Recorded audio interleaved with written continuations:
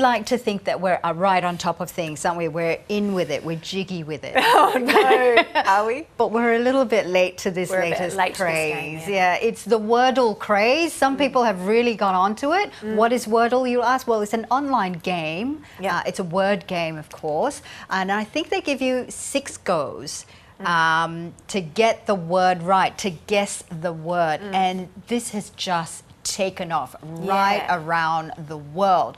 So Joe and I thought we would attempt the game. Yeah, first time. This morning. This is mine. Look how dismal You'll it is. have to explain though. It's that dismal. means. Okay, so the yellows means that those are the letters that are actually in this final word. But they're in the wrong spot. But in the wrong spot. That's right. Green was the only one that I got right in the right spot. Yes, exactly. And look at my try was like 0 out of 6. So unfortunately you didn't get the word in the end. No, I That's didn't. Okay. Don't worry, Fauziah, because I actually had a helping hand. Don't get too carried away. I did have a fair bit of assistance from our wonderful director. You did. You had some coaching. Catherine. I did have coaching, but that essentially means that on my 3rd go, I got the word. And then you got it right. Sort of. Did she give you the word? No, I got the word in the end. She had a very big helping hand in my first 2 tries. But yeah, that was our first time playing Wordle. Yeah. And if you're into Wordle, you would have heard that the New York Times this week has acquired the game for a pretty hefty sum. It has. Now, it isn't, listen, it is not the first time that, a word game has actually grabbed our collective attention. And we thought, well, we'd delve a little more into the addiction to words. And here to explain it all to us is cruciverbalist. I learnt that word today. Well done. And crossword puzzles creator Liam Runnals. Liam, welcome to the show. Thanks for having me. So you actually create crossword puzzles, is that right? Yes, that's right. I'm presuming you've got onto the Wordle craze as well. Yeah, I've been doing Wordle for quite a while now.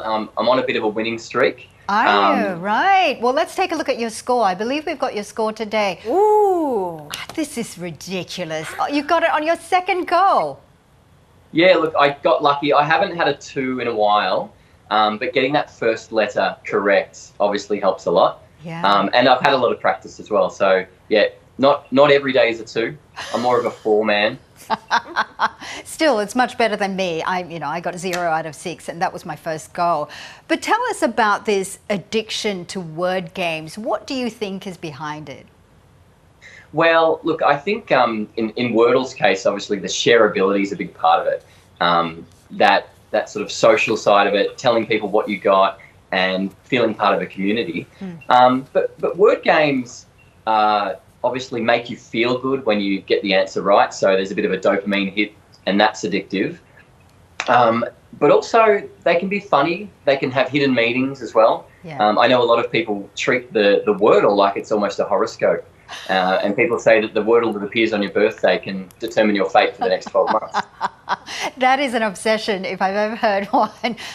You talk about the dopamine hit. That's certainly true for me. I do the mini New York Times crossword puzzle every day, and I only do it because I want to hear the da-da-da-da-da right at the end of it all.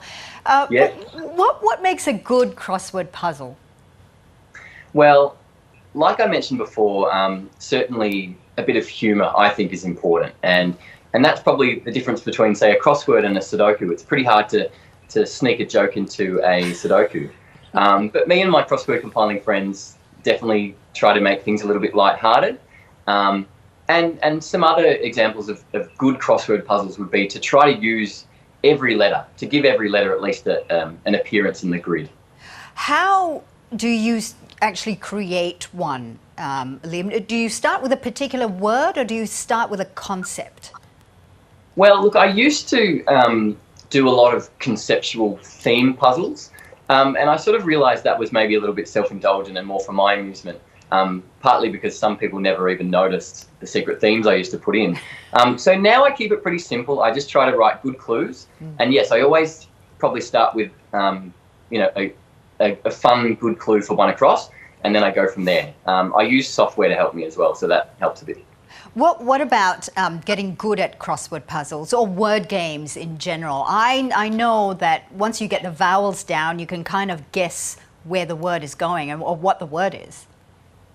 Well, look, I'm really into the New York Times crossword, and it did take a lot of persistence because there's some American references in there. So it's certainly something that you just have to persist at. And same with cryptic crosswords, which is what I make.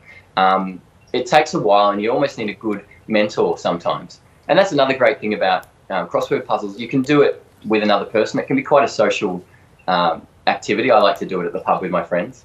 Yeah, it is. It's lovely to do it together. Although, you know, when you don't get it right and then the other person does, you kind of feel like, well, you think you're smarter than me? No, you're not. And then you try to get it right again. But, you know, Liam, I find it fascinating that the English language is evolving all the time, and we're starting to see, you know, words, Korean words, shall we say, bulgogi, coming into the English word. You know, even acronyms like TBH, WTF. Do you include those in your crossword puzzles as well? Yeah, I try to. In fact, the key to being a good crossword compiler is to keep your word list constantly building. It's something that I struggle to keep on top of, to be honest. But you can actually buy word lists from more organised compilers, and they can. So that's a way to keep those newer words appearing in your puzzles. Right, a word list. That is interesting. I wonder if you've memorised the dictionary from beginning to end. No, not quite. In fact, you know, I've got friends that have better vocabularies than me. But for me, I just really enjoy the process of creating them and creating clues and grids. I wonder if you could tell me what is the one word that people often misuse and they don't realise that they have? Well, I think everyone has a nemesis word that either they struggle to spell or they use it in the wrong moments. Over the past 2 years, I've actually really struggled to understand the difference between isolating and quarantine. And I still almost don't really know the technical difference, but I know there is one. Yeah. But hopefully I won't need to think about that much longer. No, let's hope not.